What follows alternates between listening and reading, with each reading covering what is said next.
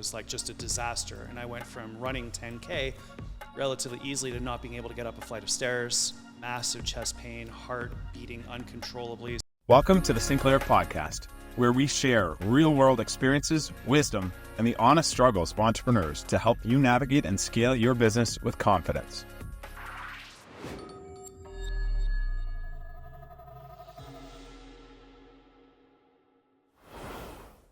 Dr. Greg Wells, my man, thank you for coming down. Let's do this. What an honor. So psyched. I appreciate it. Let me start fun. with a couple just highlights of you. You're the author of 5 best-selling books, one which I have here, The Ripple Effect, which we'll get into a little bit. You're a scientist with a PhD in human physiology, peak performance coach, which means you run a series of programs and workshops and seminars, including working with dozens of Olympic athletes, top global executives, and Fortune 100 companies. I'm not done here.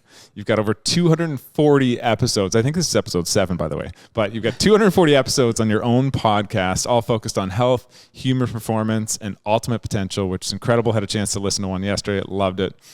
You're a professional speaker, and you've shared the stage with people like Richard Branson, Stephen Wozniak, Deepak Chopra. Incredible. And then the other thing is for fun, which we're going to talk about, is you engage in these crazy performance sports, ultra marathons, and I'm really excited to hear more about that and what the heck goes on in your head during those things. Right on. Let's do it. But thank you so much for coming down today. It's an absolute honor, and let's get right into it. So you and I had the pleasure of meeting through Philip McKernan. It's a mastermind group he's got going on. What's it called? Brave Leader. What got you into that? McKernan, first of all, I wouldn't take no for an answer, but ultimately you need in your life coaches, and you need to find people that are going to help you get to the next level. And there's a very select group of people that I've encountered over the course of many years who I go to as my coaches for a bunch of different things. And I was looking for someone who could give me raw, honest, accurate feedback that would enable me to take the next leap as I'm now, in my 50s and looking to be all right for the next 10 years. I've got to absolutely crush it. And I wanted someone who could give me some real honest feedback. And so Philip's the guy. And obviously that group of people that he's assembled is amazing. So I always talk about your dream team, pulling together people that support you, love you, challenge you unconditionally. And then also your brain trust, who are the people that you're going to go to, whose answers to questions you can rely upon. So it seemed like a good group of people, and Philip's a rock star. So psyched to be a part of it. It was great. And you were like hands up, first got to go in for the presentation format. I was voluntold on that one. Maybe that's true. But anyway, a lot of courage to do that. And, from the moment, I had a chance to hear you and get to know you a little bit more, I got to get to know this guy a lot more. So right on. Pleasure. You have something that I noted on your site, and I think it's incredible, sort of a goal and challenge that you've stated here. And this is to solve the billion-person problem of sleeplessness, obesity, inactivity, and mental health. Tell me about this. So about 10 years ago, I was moving houses. I was getting ready to go commentate the Olympics for Canadian television as a sports science analyst. I was launching my first book, Super Bodies. My daughter was 2, so there's all this stuff going on with little kids. You're how old at this point? I was like 41 at this point, so just barely 40, in my 40s. And Ingrid went to daycare. She got a cold. I got the cold. And because I was so run down from redlining in every aspect of my life, I got the cold, but it went straight into my heart, and I ended up with viral myocarditis. So my heart was swollen. It was inflamed. It was like just a disaster. And I went from running 10K relatively easily to not being able to get up a flight of stairs, massive chest pain, heart beating uncontrollably. So obviously I checked myself into the cardiac ward at Toronto General, where I was ironically appointed as a researcher in anesthesia. So I kind of checked myself into my own hospital. And while I was lying in the hospital ward, staring at the ceiling for 4 days because I couldn't move, and the guy next to me was dying, so I had all the context in the world, I realized that all night long I was getting woken up by all of these alarms. So nobody was sleeping, nobody. And then they brought us food. And I was like, this is the same food that causes heart disease, and I'm in the cardiac ward. This is a problem. It's ironic. Everyone's in their bed. No one's moving. And I was like, well, the only way to stop cardiovascular disease and heart illnesses is to move. No one's moving. And everybody's stressed out of their minds. The patients are freaking out. The families are losing it. The staff is exhausted. So I pulled out my computer and started looking up all of these. By the way, the fact that I had my computer with me in the cardiac ward is without question the reason why I was in the cardiac ward in the first place. But I brought it with me when I checked in so I could work. Just force a habit, right? Right. And so I was like, okay, so how many people are not sleeping? 25% of the population diagnosed sleeping disorder. How many people are struggling with nutrition? It's about 50 to 60% of the population is overweight or obesity, numbers that continue to go up. How many people are not moving? 85% of the population doesn't get enough physical activity to prevent a chronic disease. And at that point, we were just really starting to talk about mental health openly. And at that, it was 1 in 5 people are struggling with mental health, numbers that continue to go up. So it was like, these are the grand epidemics. And I was like, okay, so what's the solution? Well, we need to sleep better, relatively straightforward. We need to move more, again, relatively straightforward. We need to eat better. Well, we know what to do there. And we need to try to find ways of addressing depression, anxiety, and distraction. So the foundation was laid for the book that you have in front of you, The Ripple Effect, which is all about sleep, nutrition, exercise, and mindset. And that's how that moved forward. So that's where that came from, was like lying in the cardiac ward, staring at the ceiling, trying to solve these problems. And I realized that the solution doesn't just affect me. It's actually a 1 billion person problem, for more, but it's easy to say that. I probably won't get to 1 billion people, but I'll try to get to as many as I possibly can. But that's sort of, that's the genesis of everything that's led us to sitting here today. Wow. An incredible goal and a huge challenge. When did this start? I mean, 100 years ago, were we facing these challenges? Like, that's a big question, right? But what's your thoughts on that? Like, what's the origin for all of these issues? Sure. I think a lot of it honestly has to do with the fact that the way that our world has prioritized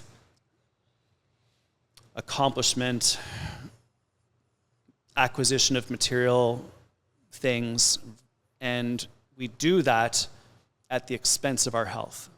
So we'll sacrifice our health to get wealthy. Basically, we'll push the limits, we'll stay up all night, we'll drive ourselves into the ground, or at least, a lot of people like me do. Sure. And we sacrifice in order to get to where we want to go. Sometimes that's fine. You got to put pay your mortgage, and you got to put your kids through school and all those other things.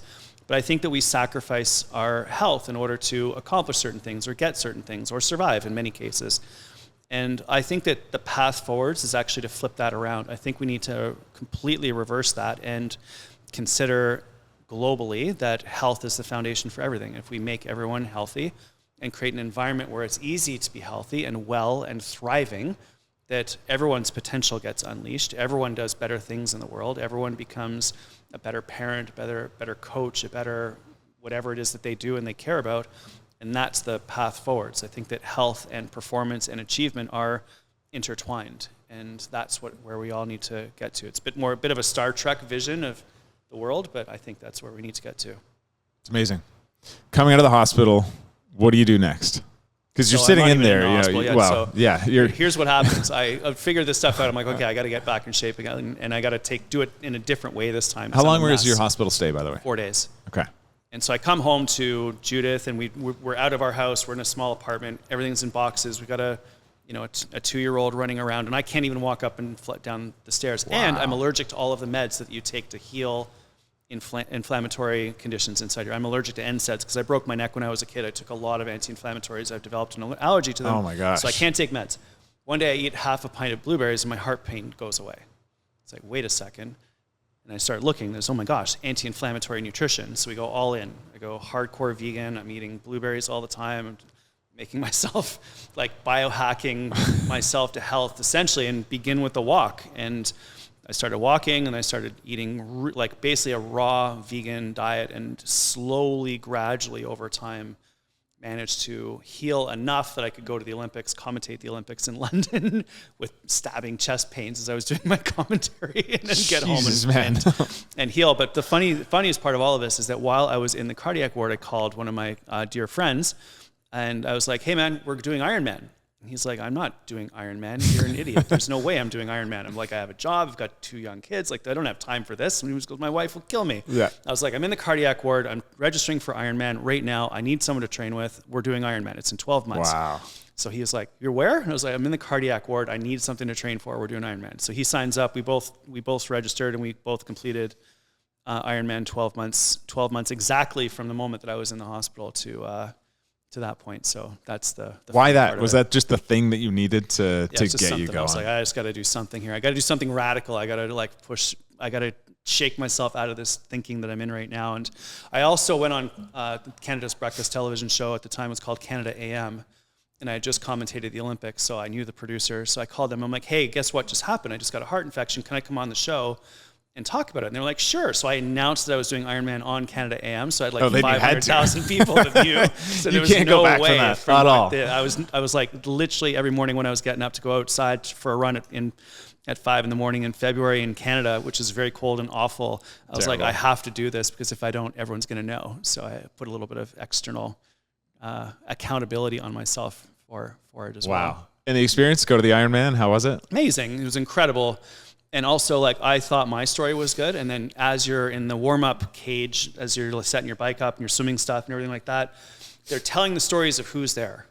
And you've got, like, this person just got back from Afghanistan. This person just recovered from cancer. This person just lost their partner or whatever. So, like, the stories that you hear of the people in that group that are about to go do the event are so overwhelming and so emotional and so huge and so massive that you're just like one of many people doing something super cool that day. So it was awesome. Incredible community to be a part of. Yeah, it was super positive. Everyone encourages each other, and I'm a good swimmer, so I like crushed the swim. I was like 10th out of the water, and then for the entire rest of the day, all I had was people going by me. 'Cause I'm reasonable on the bike. Slowly I'm a falling horrific behind. runner, so really? it was just like 10th out of the water, and I can't think I came 1,500. So like 1,490 people went by me for the next 12 hours. Still pretty good. Still all pretty right? good. Still pretty good. That's awesome. Yeah. Okay, so after that, I want to go on. You did this. It was an 84-kilometer run in Nunavut. Oh, Nana Civic, yeah. So earlier on, right after university, my family went up to the northern tip of Baffin Island, which is in the northern part of Canada, at 600 miles north of the Arctic Circle over the July long weekend. And I only did one marathon. Your family's like, let's just go up here. It seems like a great idea. Why not? What else are we going to do? Yeah. So we go up there, and yeah, we did the Nana Civic Marathon. We ended up doing it 2 years in a row. Stunningly beautiful. You run across the tundra and on gravel roads, and it was stunningly beautiful, pretty amazing place. So that was the first couple marathons that we did. And it was amazing being up there and part of the Inuit communities, and the miners who are up there all do this to train all winter long when it's dark and crap. And then in July, they all go out and do this huge, massive run. It's a big community of people that do it. It was a really neat experience. That's really cool. Yeah. Tell me about this little bike ride you did in Africa. So Speaking of extreme things. Speaking of extreme things, so I'm finishing up my PhD at the University of Toronto in human physiology, and I've got maybe 3 months to go. So I'm writing my thesis, trying to get it finished. And my dad calls me. He's like, hey, I just heard this interview of a guy who's going to go cycling across Africa. I was into cycling, and I'd been to Africa a couple times previously. Okay, so into cycling, you're doing what? 100K rides, 100 like just average? Yeah. Okay. So I'm like riding a fair bit with my buddies and stuff like that. Actually, the group of swimmers that I grew up with all got out of shape. In order to get back into shape, we picked up cycling. So we're all into cycling. Like we ride. Yeah. And I had been to Africa to visit my sister, who was doing some stuff in Arusha with the UN, and I'd been to Egypt previously because I'm into ancient cultures. But anyway, so I'm into Africa and I'm into cycling, and my dad's like, just heard this interview of this guy, Henry Gold, and he's going to go ride across Africa. It's never been done before. So I immediately look it up, and it turns out his office is in Toronto, where I'm a few blocks away from the university. So I walk over, and I walk into his office, and there's a big map printed. It's on the wall with a highlighter that goes from the top, Cairo, Egypt, down all the way to Cape Town. Wow. I was like, what's that? He's like, well, that's the route we're going to go. Do you want to come? And I was like, how much is it? He's like, $10,000. I'm a student. Like, I've been in school for 6 years. I have no money. You're broke. I'm completely broke. But I had $10,000 of space on my line of credit for my student line of credit. So I was like, fire it up. Makes total sense. So I sold awesome. everything that I owned, put my car away, grabbed my bike and my tent, and handed in my thesis. And 4 days later, I was in Khartoum, Sudan, in the middle of the Sahara Desert, cycling through the Sahara Desert. We ended up doing, it was 4 months. They did 11,000 kilometers. That's in the Guinness Book of World Records. I did about 8,000K because I joined them a couple weeks late because I missed the Egypt parks of finishing my thesis. But that was one of the wildest, craziest experiences ever. And it was amazing. At any point were you like, what have I signed up for and how do I get out of here? Yeah, day 2. So day 2, Didn't take it long. I overshot. So Toronto in February when I left was minus 30 degrees Celsius. So it's 30 degrees below zero. The first day of cycling in Sudan was 52 degrees Celsius. So it was an 80-degree swing. And I'd been sitting at a desk for 6 months writing my thesis, so I was not super Not in fit. tip-top shape. And so Okay. I'm carrying a little bit of extra percent body fat and a little bit out of shape. And the second day, which was my first day of joining, and I missed camp. So it was a 120K ride through the Sahara Desert. I didn't see the camp, so I rode by it, and I was, I think, 30 or 40K past camp, and there was this fence. That I found a fence. There's a bunch of guys standing on the fence in Sudan. So I walk up to the fence, and I'd learned a little bit of Arabic. I was like, "Hey, everyone!" They're like, "Hello," and I was like, "Have you seen the white cyclists?" Because I'd memorized that phrase in Arabic, and they were like, "No, what are you talking about?" So I was like, "Okay, well, clearly I've gone too far." So I had to turn back and go, and I ended up getting back to camp after 170K on the very first day, completely dehydrated, absolutely shattered. Spoke to our guide, and he's like, "Oh yeah, no, that's the jail for all of the people who had been." Okay. So like all of the craziness of the first day, and I was in over my head at that point, but gradually got better and gradually got fitter. And by the time we finished in South Africa, we were just like hammering. There was 4 days in Botswana where we did 160K a day, averaging 43 kilometers an hour. Like we were flying. That's moving. How many in the group are in the peloton? There's 30 people in the tour, but in that group there was 4 of us that were just rolling through it all day long. It was just incredible. It was incredible. Yeah. Wow, what an opportunity. Yeah. That must have felt incredible. Tell me about the end. Yeah, when you get to, the getting closer and closer and closer to the end, you know that you've done something that's changed your life, because like everything that you've thought about, everything that you've experienced, all of the reality of seeing abject poverty, of seeing like up close illnesses, people that have lost limbs, children that have lost parents, 7-year-olds holding AK-47s, like you've seen absolutely everything. And we slept on the side of the road. I slept next to a minefield one night. Like it was pretty intense experience. Plus you're not eating very much, and all those sorts of things, because you can't just get food for 30 people suddenly in these towns in the middle of rural. Yeah, you're not grabbing like cliff blocks, right? So like you buy the goat, you kill the goat, eat the goat. You're like, it's and then that family doesn't eat for a long time afterwards. So there was a lot of psychology that was wrapped up in all of that. And when we were done, we were sitting around Cape Town for a couple of days, and you end up going back to Toronto. And I arrived back in Toronto, and I was sitting in a coffee shop near my house, where my apartment where I was at the time. And I was sitting outside. It was early in the morning, had a coffee, relaxing, and a truck goes by on Queen Street spraying water on the road to clean the road. And I had just spent 4.5 months where every single day, all day long, all that I was really concerned about was how am I going to get enough clean water for my 2 water bottles. And water is everything, and clean water is 100% of your focus. And the vast majority of people, actually almost everybody, does not have clean water. Children die all the time because of dysentery. And I got back and was like, oh my God, they're spraying drinking water on the road. That's how Just a rich shock we are. And I was just like PTSD right in my brain. So that was what it was like coming back. And of course I was unemployed. I couldn't get a job because once you have a PhD, no one will hire you. And so there was also that, like, what the hell am I going to do with my life? And oh my God, like it's just so my brain exploded. Eventually I sorted myself out, and here we are. More culture shock coming back than going there. Way more, because when you get there, everyone's welcoming. Everyone's, even in Sudan, which has a reputation that's not awesome in the Western media, you arrive there and it's a very open, welcoming culture. And if you are there, their culture is that you're when you welcome a guest into the house, you are welcoming God into your house. And so it was very welcoming at the rural level. Their politics is super sketchy at the government level, but it was an amazing place to go and be. But then you come home and you're like, oh my gosh, it's so hard to come back. Oh, no doubt. You've put yourself in these crazy situations on your own will, and you've also had some, I want to talk about another crazy adverse situation. You're 15 years old, you're training for the national swim team down in Florida, and a huge accident happens. Yeah, so we were in Florida training with my club team, and at the time I was sort of national youth team level. It was Very competitive. Very competitive, sort of, up and coming swimmer. And we go down to Florida to train. We have a swim meet in the afternoon. My buddies and I are like, okay, well, let's just go body surfing in the morning because we've got some time. So we go down to the beach, we're body surfing, and a huge wave picks me up and drops me on my head. A buddy of mine on the same wave dislocated his shoulder, so it was like a fairly big wave. I hit my head, broke my neck in 3 or 4 different places, dislocated a couple vertebrae, tore all of the ligaments, ended up getting out of the water. I could still move and eventually made it to the hospital. They did the x-rays. You knew something was wrong. I knew something was wrong. I felt it explode. Even though I felt the impact on the top of my head, I felt it explode in my neck.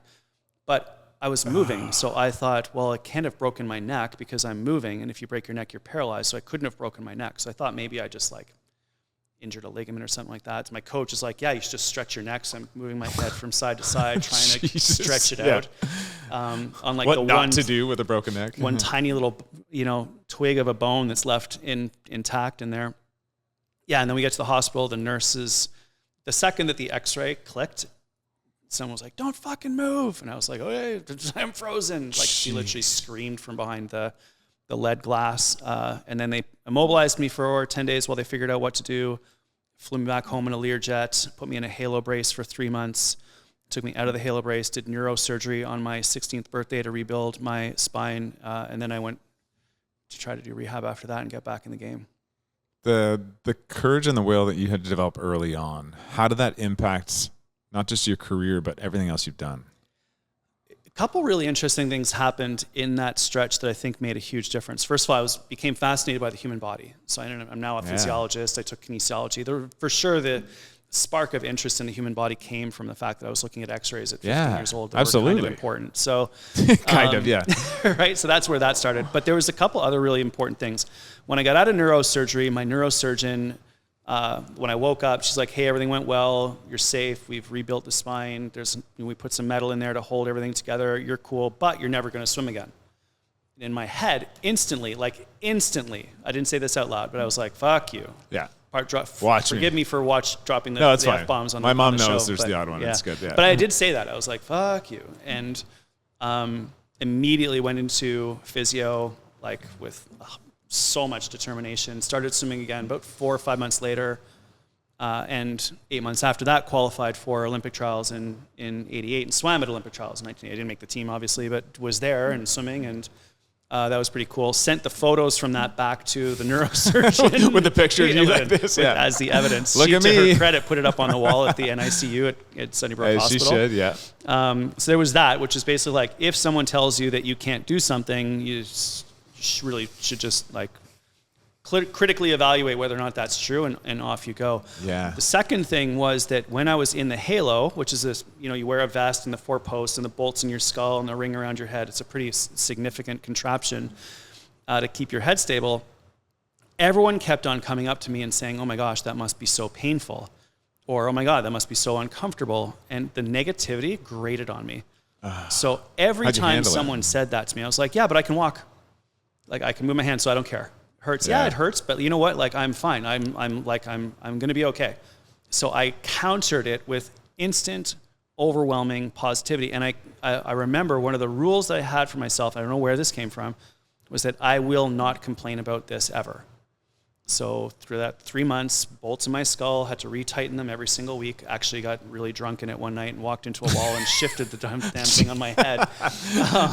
But that morning hurt. Lesson learned, yeah. The doctor knew, and he gave me no anesthetic when he put the thing, took it off and put it back onto my head. That was your punishment? Yeah, he 100% did that on purpose. I know he did because I smelled like beer.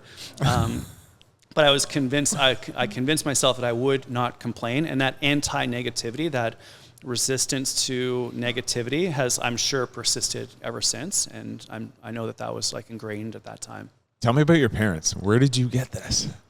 Yeah, my mom and dad are both professionals, and my mom was a nurse. She did her PhD. My dad was a CFO at a bank. Great professionals, and they gave my sister and I, whatever we needed in order to, to get to our dreams, whatever those were. My sister and I always had different dreams, so we did that. And but in terms of those mindsets, that probably came from the swimmers that I was around growing up who, like you can't complain when you're swimming 5 hours a day and you're staring at a black line on the bottom of the pool. It's a very boring, repetitive sport. If you get negative, it's not going to go well. Like, there's not a lot of room for that. So I think a lot of that just came from the people that I grew up with. Amazing. One of the pieces, I'll say, and I'm really into it, but I loved, there was a quote about being 1% better, and the whole book has Greg's 1% tips, which are blocked in, and it's just easy to follow. But tell me about why 1% better, and is that easier to digest for people or not? So my first book was Super Bodies, and that was the title of the series I did for the Olympics, where we broke down the Olympic sports and showed the physiology of the Olympians and how they pushed the limits of what they were capable of. And I wrote Super Bodies, and I realized in hindsight it was basically a textbook about human physiology that I thought was written for everybody, but it was actually written for my peers at the university to make sure everyone thought that Greg hadn't completely sold out when he went and did media. It sold a few copies, but really didn't change anyone's life because it was way too complicated. And then through the public speaking that I was doing, I kept on testing things to see what would resonate with people that I was speaking to. And when you're doing speaking, you can tell when people are bored, when people are disinterested, or when you have everyone's attention. And so I began to notice that when I would give little tiny tips, everyone would stop and take notes. It's like, oh, okay, they don't really care about the physiology. I think they like to know it, but the reality is they want to know what to do. And that was like, as a university professor, like an explosion of like, oh my God, they don't, you don't have to get into the deep, dark depths of the science. You just need to give people the understanding this is based on science, but here's a little thing that's going to make a big difference for you that you can do tomorrow that's easy. And the more and more that I did that, the better and better and better I did at public speaking, and the more and more the audiences seemed to appreciate what I was doing. So that led to the idea of the 1% tips. So I try to do that as much as I possibly can now. All my social media is all 1% tips, all positivity. And that's what really resonated with people. And 1% is because it's easy. It's 15 minutes of your day. Most of us find 15 minutes that you can allocate to meditation, which you can allocate to exercise, making a good meal, calling a friend, going to bed 15 minutes earlier, taking a nap. There's many different things that you can do in 15 minutes, which is only 1% of your day, and that seems to be accessible for people. So that's why we did that. Yeah, I love how you just made it really digestible, and that's how I look at things. It's like, what are the small little things? One of the books that impacted me really early on, it's probably 15 years ago, but Darren Hardy's Compound Effect, and that's what it was. It was just great stories on if you did this 1% thing, what happened in 10 years, or if you did the opposite, the effects of that. And I think it's just a brilliant way to break it down. And we know it. Compound interest is a financial principle. Like you invest $20 a month and you'll end up with millions of dollars at the end of the day. Same thing exists for your health and wellness. Like if you just do 15 minutes a day, every single day for a year, imagine where you would be versus if you don't. And some of the athletes I put on the Olympic team or helped make the Olympic team and helped to win medals at the Olympic Games, their go-to workouts are really short. It might be the 30-minute run because you can do it anywhere. You can do it after traveling. You can do it first thing in the morning. You can do it if the gym is broken down. Like there's no excuse not to do your easy 30-minute run. It always keeps you moving forwards. It always keeps you progressing. And so when we find these little things that are our go-tos that move the needle in the direction that we want to go, that are accessible, there's no reason for you not to do them. They are super easy. Even on days when everything's falling apart, you can still do one little thing that makes a difference for you and helps you move forwards. Yeah, it's such a great tip. There's a lot of people that I know that are hot and cold, right? They go on these like binges, whether it's food, healthy eating, whether it's working out, and then they stop. What advice or where do you start when you're coaching or working with people like that they're just hot cold and they can't find that consistency? Yes.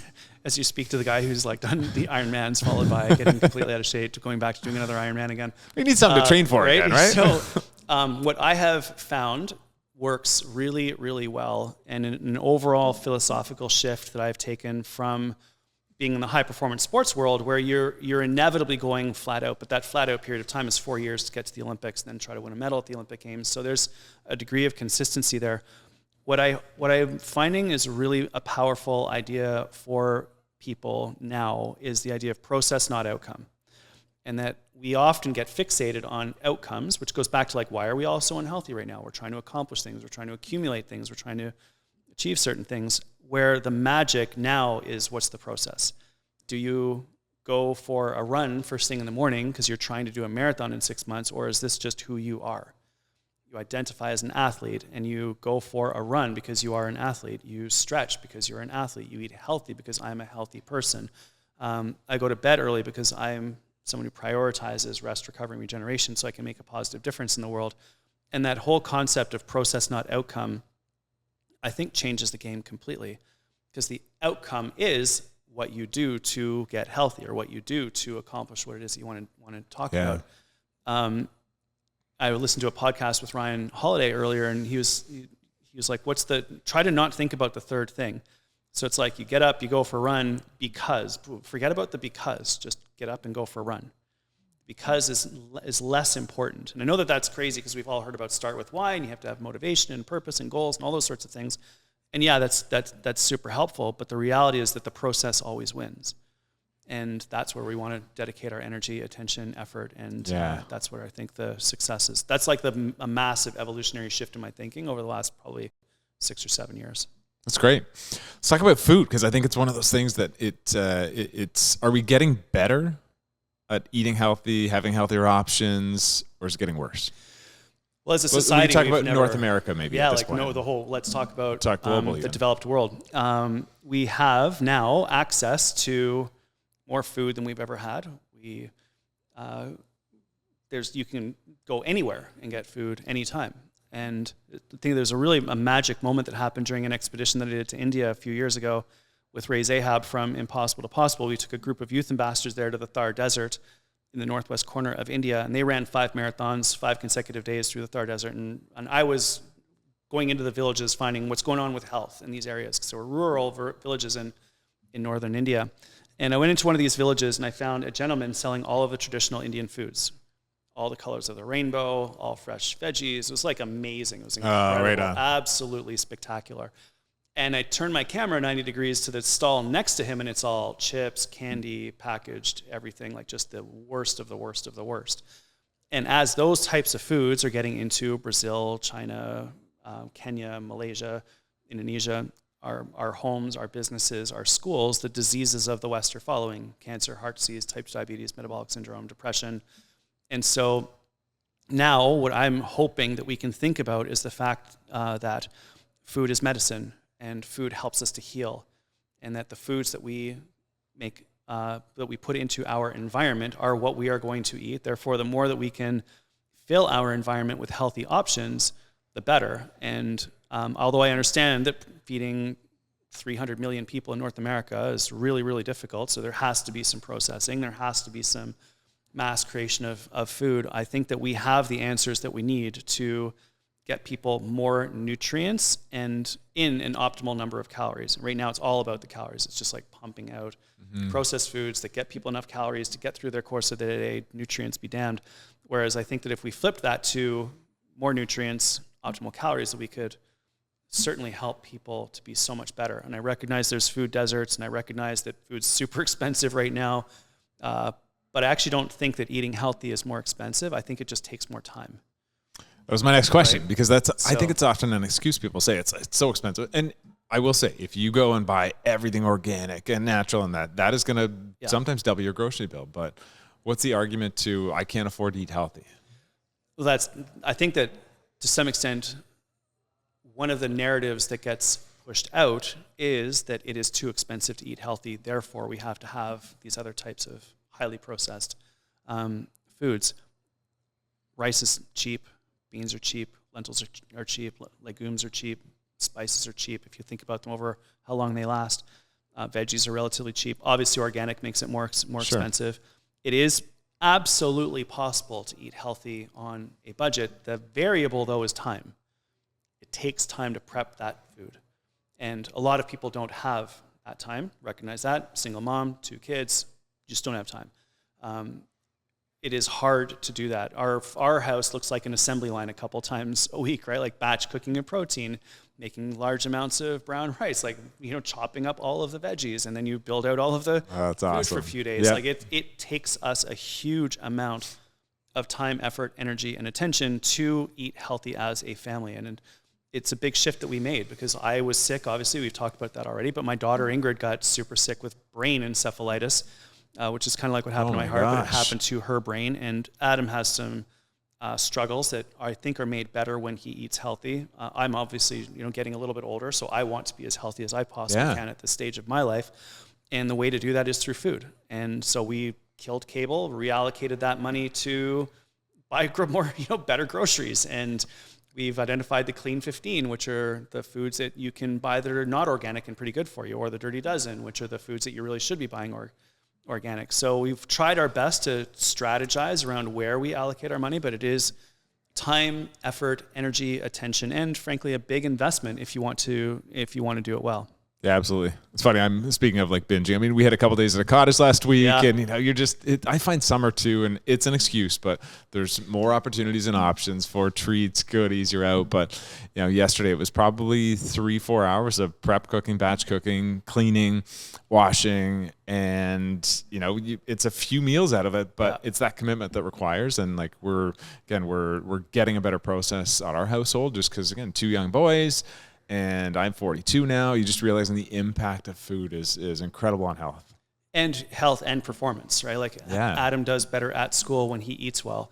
I do better at podcasts or public speaking when I eat well. Judith's a chiropractor. She works for 8 to 10 hours straight. If she doesn't eat food throughout that period of time, she is not where she wants to be in the last 3 patients of the day. So when we make the time, effort, energy, attention, financial investment in healthy food, then it enables you to do everything that you do at a higher level while you get healthy at the same time. But I also think our environment, to some extent, determines our success in this area. If there is food in your house that's not healthy, you or someone that you love will eventually eat it. Yes. Probably when you're stressed. That's a Dr. John Berardi rule, who lives not too far That's away right. from us. He's in Niagara, Yeah, he's like out in Port Colborne. 15 minutes away from us now as we record this. That's where I learned that one from. But we want to try to do our best to make sure that there is easily accessible, healthy food in our environments, at home, at work, and at school.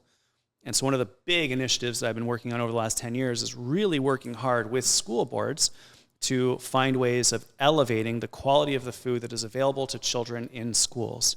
Because it's really, really hard to feed large numbers of kids really, really well. And parents struggle. They don't have time. People don't struggle with money and all sorts of other things.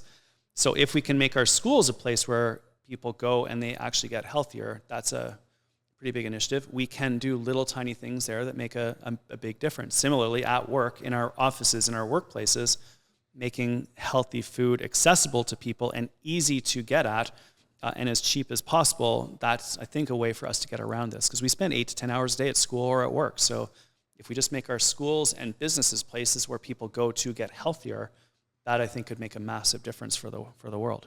Yeah, and it's again, it's one of those things that takes time and advocacy and change. There was a gentleman that I met years ago. His name's David out of Toronto. Real Food for Kids or something like that. But he an incredible company, and they've really done a lot of change initiative with schools in Toronto and delivering like awesome healthy meals with quinoa and Indian dishes and all these great options, where I think it's easy to say, well, my kids won't eat that, but when you give them the opportunity to try it, they're like, hey, this is great. Yeah, it's different than maybe what mom and dad are cooking, but it's super healthy, and I think kids can gravitate towards that. And when kids get involved in the process as well, they will eat the food. Yeah. So there's a school board that I worked with in Ontario, and there was a kindergarten teacher, and she was not happy with the food that the kids were bringing to school. So she got some pots, she got some earth. The kids planted seeds. They grew a whole bunch of veggies. The kindergartners harvested the veggies. The kids chopped up all of the veggies with knives. I mean, it's sketchy in these days, but whatever. Those like plastic ones. We have them at home. Yeah, they're good. And then they threw it all into a pot, and they made vegetarian chili, and the kids all ate the vegetarian chili in kindergarten because they grew it and they made it. She took photos of all of the kids and sent it to the parents, and the parents were like, "That's not real. You didn't do that. Come on. You photoshopped it. Exactly. That's not my kid. It's not my child."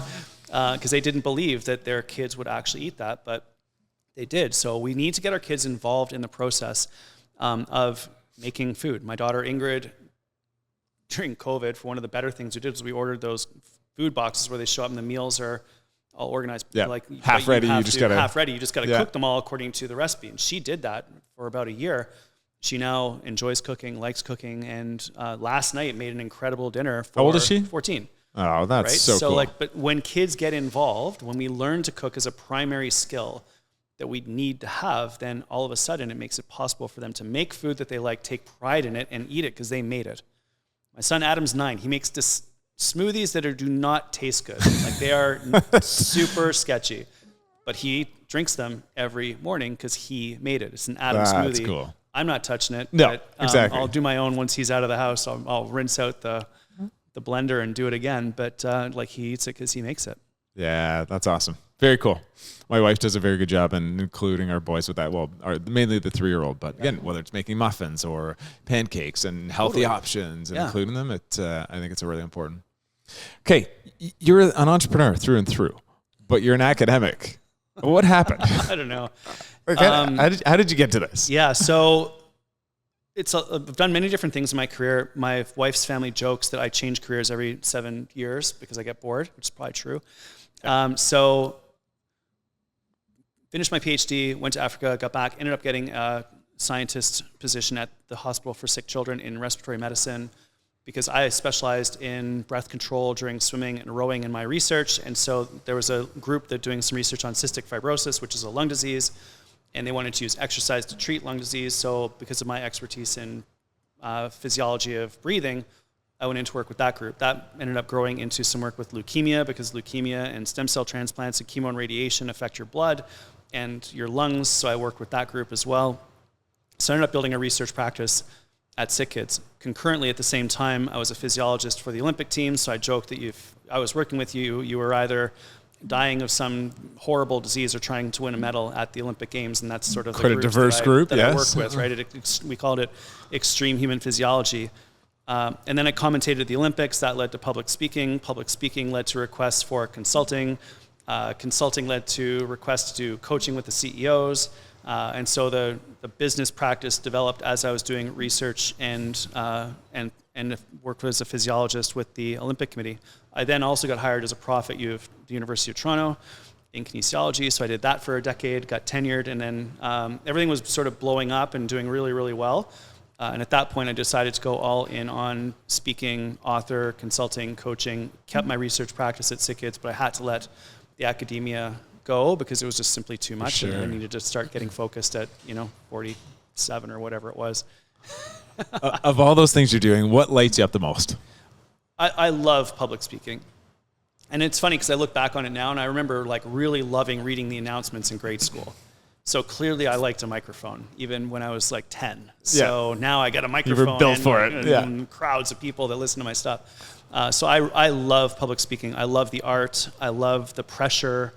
I love the fact that it's teaching. I love the fact that it helps people. I love everything about it. I enjoy writing books too. It's hard. I would say that like writing books is hard but necessary. And then there's a huge return on it, not just in financially, actually not financially at all. You don't write books to get rich, but in terms of giving me a chance to figure out what my frameworks are and also getting up to date on the research. Because every time I write a book, I read 500 to 1,000 research papers, which make their way into the book. Wow. So I catch up on all the research, build a new framework, speak about it for a couple of years, and that's the cycle now that we move forwards with. So I really love public speaking. I love communication. And I really love taking complicated science and making it understandable for people so that they can do something to make their lives better. How many hours do you put in? Let's say you're launching a new topic you're speaking on. How many hours go into prep for that? Not just of the research, but adding on the performance of it, because it's a performance. It is. You need to be like, we've all been to conferences and events where they might have great subjects and things they're talking about, but the dynamics of the speaker has to be there to captivate people. One of the best speakers I've ever seen is Ron Tite, and he talks about business and marketing, and he's spectacular. And I listened to him talk about how he updates his speeches. This is like 10 years ago. And he said every time that he speaks, he tries to add 5% new material. Okay. And if it works, you keep it. If it doesn't work, you punt it. And so I've followed that ever since.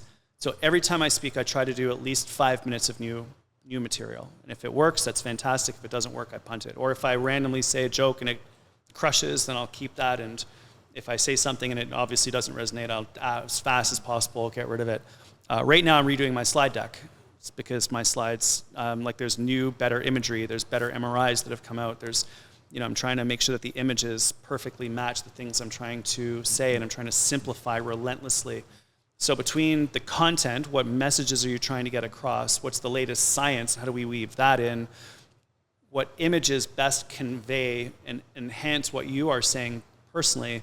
And then how do you perform that on a stage to capture and hold people's attention is all like a fluid thing that's constantly evolving. So you're constantly poking holes in your own work. Yeah, so I record the audio of my speeches, and I listen back to the audio, hopefully within a day or two of having done the talk. Okay. Because you find all of the cringe moments for you, but not anyone else. Incomplete sentences, or like all of the things that you do. Like I just did it right there, right? I didn't finish that last sentence that I was trying to say when we're talking. You don't notice it in conversation, but when you listen back to it, you're like, that was an incomplete thought. Or say, I've got 3 great ideas for you on that one, and you do 2, and then you move on to the next thing, and everyone's sitting there going, well, what's the third? Yeah, or no one notices. Or no one notices. So that's one big piece of the puzzle. I have put a camera in the back of the room and videotaped myself, so I see how am I standing, where am I blocking, am I pacing back and forth, who am I looking at, what are my hands doing. The other thing I did, which was really wild, was I put a GoPro on the stand where my laptop was, but I pointed it at the crowd. So I could go back and watch people listening to my stuff, because what I think is super interesting, the audience may not.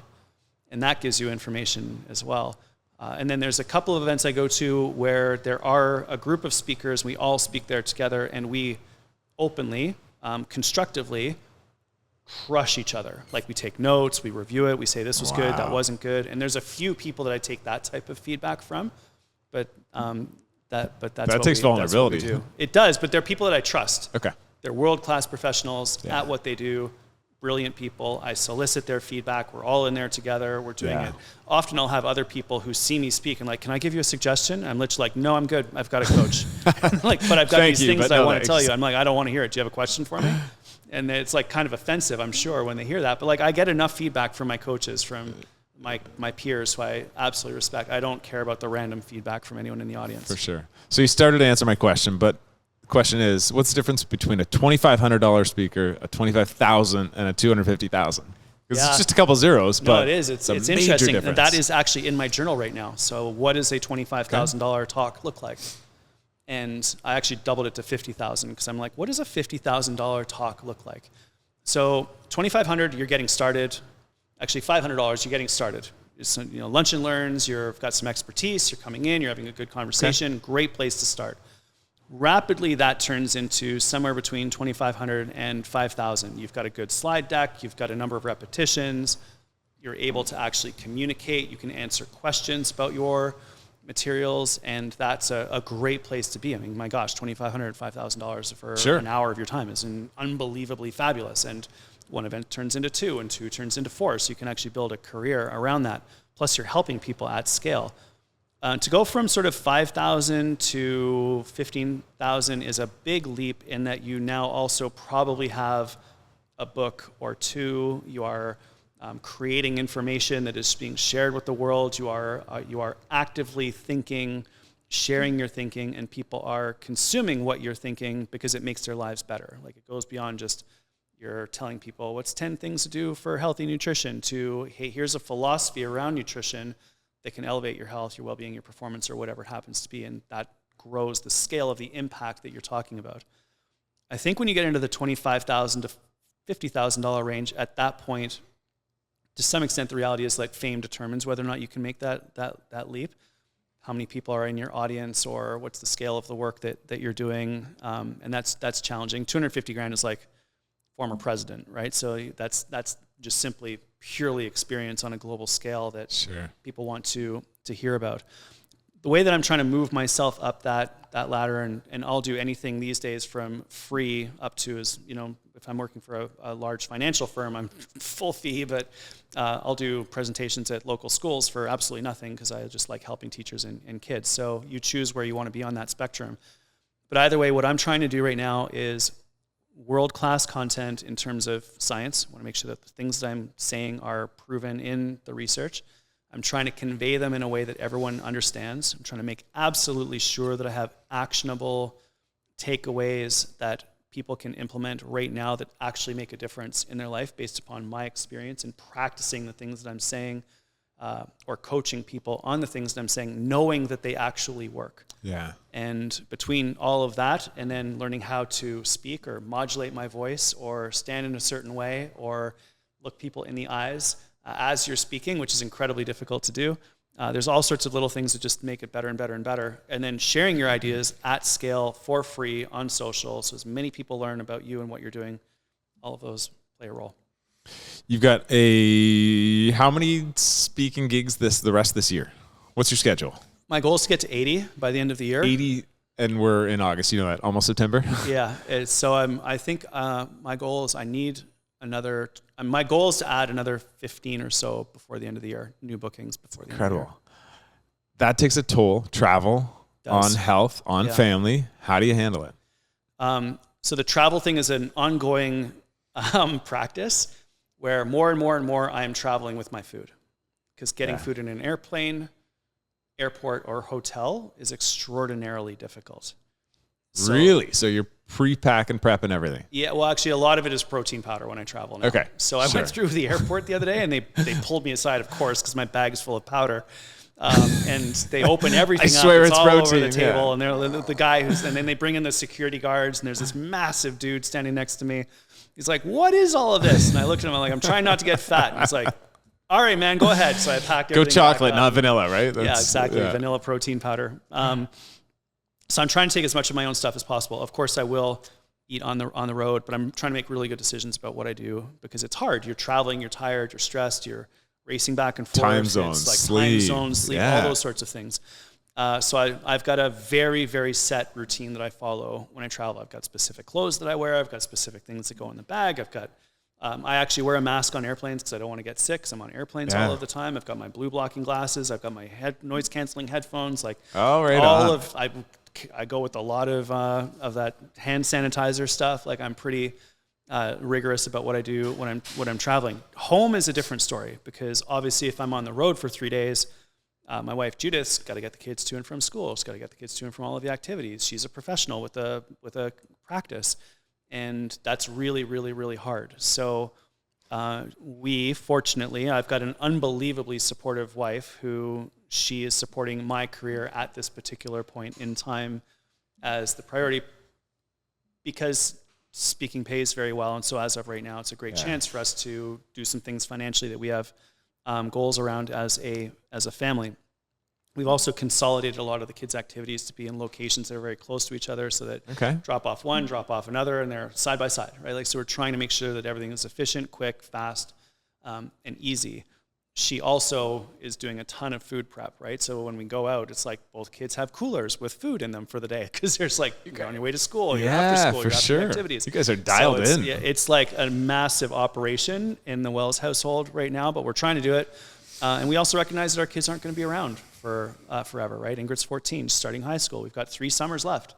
You know, Adam's 9. He's going to be 8 years away from going. So like, this is just a time for us to invest in the kids. Yeah. Be with the kids, take them to their activities, elevate them as much as possible. Judith and I do some zone defense on who does what with the kids. But there are weeks when I'm home and I'm not traveling, in which case I do everything around driving the kids to and from, because the following week I'm in who knows where. So it's very much zone defense, tag team operations. That's awesome. At the Wells household. You guys sounds like you had a really good system going. Sometimes. I didn't say perfect. I said it's a good system. There's been a few meltdowns, but we're getting through it. That's life for sure. Yeah. Good for you guys. Let's talk about social media. Because one of the things when I first got to know you and follow you, I'm like, damn, this guy's amazing. And I had asked for your playbook. So I'd love for you to just share kind of how you're doing what you're doing. Because one of the things that really resonated for me was the minute you stop or slow down, business slows down too. Yeah. It's really hard for me to use social media, because I am quite convinced that the consumption of social media is problematic. And so, and especially if you think more about and more studies that show that. The research is very clear that passive consumption of social media is not good for your mental health. And especially if you're a teenager, especially if, you know, and of course it's an echo chamber where the algorithms feed you more of what you look at. Therefore, anything that you express any interest in, you're going to get flooded with. So that can be good, or it can be it can be absolutely terrible. Neither of my children are allowed social media accounts, and I will fight that relentlessly for as long as I possibly And they're can. 14 and... Well, Adam's 9, Or sorry, so 14 and 9. But no, but Ingrid's 14 going into high school, and absolutely not, like zero. Because the Wow. evidence for young girls in social media, in my mind, is absolutely clear. Like there's, I've met hundreds of thousands of parents over the course of the last couple decades doing what I do, and not one of them has ever said, wow, I'm so glad I got my child onto social. Sure, but you're a small percentage of people that like fight that fight Yeah. to say like, no, we won't do that. And I kudos will to you. not- I admire that. I will fight that with every shred of my being. Now, if she starts a business and she wants to sell something, I will absolutely set her up on the accounts to build a branding and marketing campaign around the thing that she's selling, so that everyone learns about it and she can use it as a tool to get her whatever it is that she's selling out into. Don't tell her the that. world. That's the hack. Yeah, that's the hack. But she doesn't want it because she sees her friends filming TikToks in the bathroom at lunchtime, and she's like, "What a waste of your life." So fortunately, she has some perspective on that, which is awesome. And she texts her friends at lunch, does SMS and FaceTime, so she's connected to her friends, but just not through whatever social platform. I choose to be a broadcaster on social and practice not being a consumer. So I pre-populate all of my social media feeds, with as much positive content as I possibly can, to push my ideas out into the world at scale for free, in order to be able to help people be aware of me, so that when they're thinking of buying a book or hiring someone to do speaking or solve a problem with consulting or get a coach, that I'm top of mind for them when that decision happens. Was there resistance when you first started doing it? Because you're great at it. Well, there's it's no doubt. ongoing And you're a resistance. speaker. Like the big shift Okay, this year so was you're shifting to fighting video. it. I love video. I love being on camera. Like I love television. I commentated 3 Olympics. It's the best thing ever. But for me to now actively every single day produce videos and put them up and publish them on every social channel was excruciating. So like every step of the way, every evolution has been like, oh my gosh, yeah, no, I actually have to do this. You're still fighting it. I'm still fighting it. Good. But I also, back to the broken neck thing, where I never complained. I never comment negatively. I never post anything to do with any social, things that could be contentious. I don't talk about politics.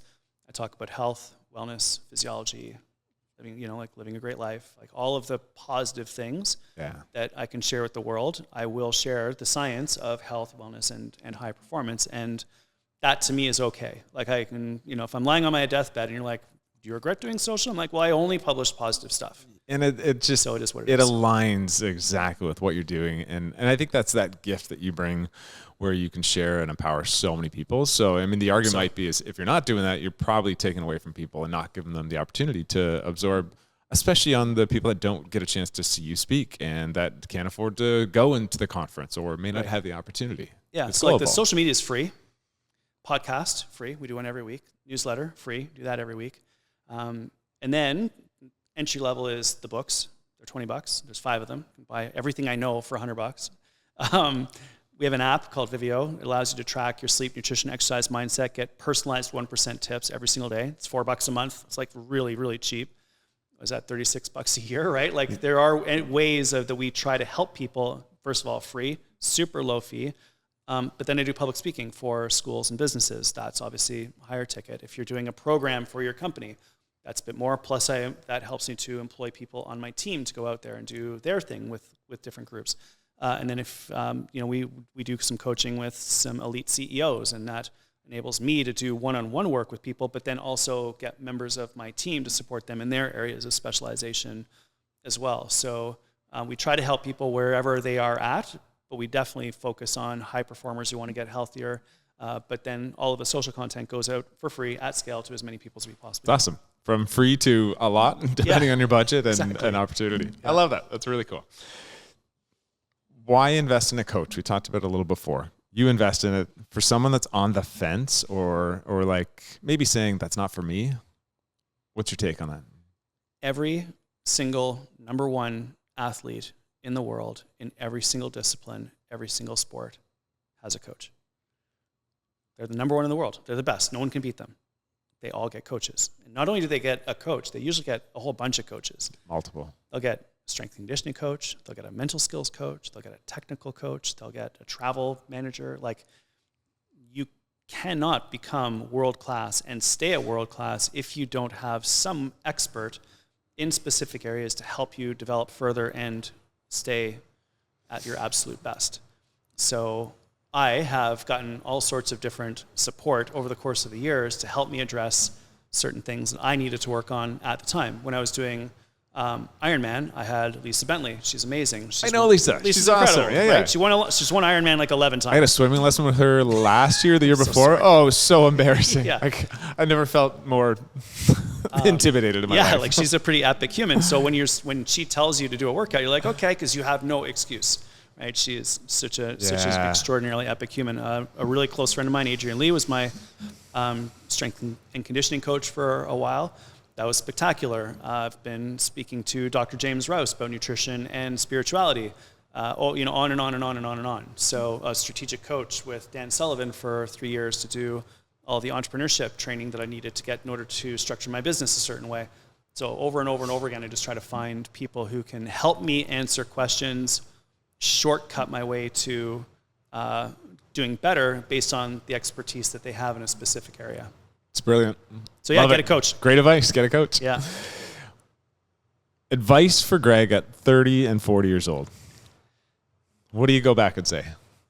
I had this conversation recently, and it's funny. At 30, I think I was doing my PhD, going to Africa, meeting Judith, my wife. Like, it was pretty much like a very explosive growth phase.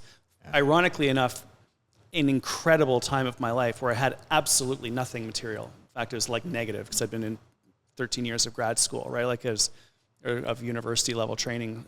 So financially disastrous, but like life extraordinary. Yeah. 40 was tough because that's when your career's really moving, family's really moving, you're busy. It's like lots of different challenges. Like that was a hard to balance everything and figure it all out. Honestly, I feel like now at 50, I'm able to say no to so many things and just do what I want to do and let everything else go. That it's a back to being an extraordinary time. If I had to go back and look at the entire thing and give young Greg, one single piece of advice, the only thing would be like, go more all in. Like, you're 90% in, right? Like on almost everything, and everything went really, really well. But what would happen if you went 105% in? Wow. That's the only shift that I would make, would be just like a little tiny tweak, just a little bit more all in. Awesome advice. I love that. Actually, one thing I wanted to ask you, projects on the go right now. We talked about sort of an upcoming potential book. You've got a huge agenda of speaking gigs. What's next for you? What's next for me is focus. So doing less, doing it way better. Okay. So I'm trying to decrease the number of things that we're involved in and just be like truly dedicate myself to being absolutely world class. So right now that means public speaking because I really love it. I think I'm pretty good at it. I'm challenging myself to be great at it. I'm letting a lot of other things go to let that be the core focus of my work that I do. And of course, writing books is a part of that because that informs what I speak about on stage. But that's the craft, that's the practice, that's what I want to focus on for the next few years. It's brilliant. I love it. Legacy. What do you want to be known for? It's funny, if people talk about legacy, which means like what's going on after you are gone. I'm gone, so it's irrelevant, right? I've faded into the ether, that my energy is re-merged with the universe. There's nothing there. And so I'm absolutely not concerned about that in any way, shape, or form. The only thing that I am concerned about is doing good things that help people, so that at the end of the day, when my life flashes before my eyes in my final minutes, I'm like, good, mostly good. Yeah. And that there will be definitely some moments where I'm like, should have maybe done a little bit different there. And trying to be a good dad. That's like because that's ultimately the legacy, right? Like if there's one thing that's going to stay here after you are gone, it's the impact that you can have on your children and on the people who love you. So that's the only thing that I'm really deeply concerned about when it comes to legacy, is just not screwing up my kids. Yeah, I think that's the only goal. Right? Don't screw them up. Or leave enough in the bank account to pay for the therapy required to address all of the problems. I'm sure they'll be okay by the sounds of it. That's amazing stuff. How do people find your work? Everything's at drgregwells.com. So the podcast is there. There's almost 250 episodes. I think almost 250 blog posts there as well. All of the books are there. All my social media are there. And if anyone asks me a question, just use the contact page. I promise you I'll get back to you. Might take me some time, but I do answer all of those questions because that's how I learn. So that's amazing. Thank you again for being here. Thanks, an absolute honor, and I'm looking forward to spending more time down the road. Likewise. It's just so great, and I'm thrilled with what you're doing, and super happy to be able to help. Awesome. All right. Thanks, man.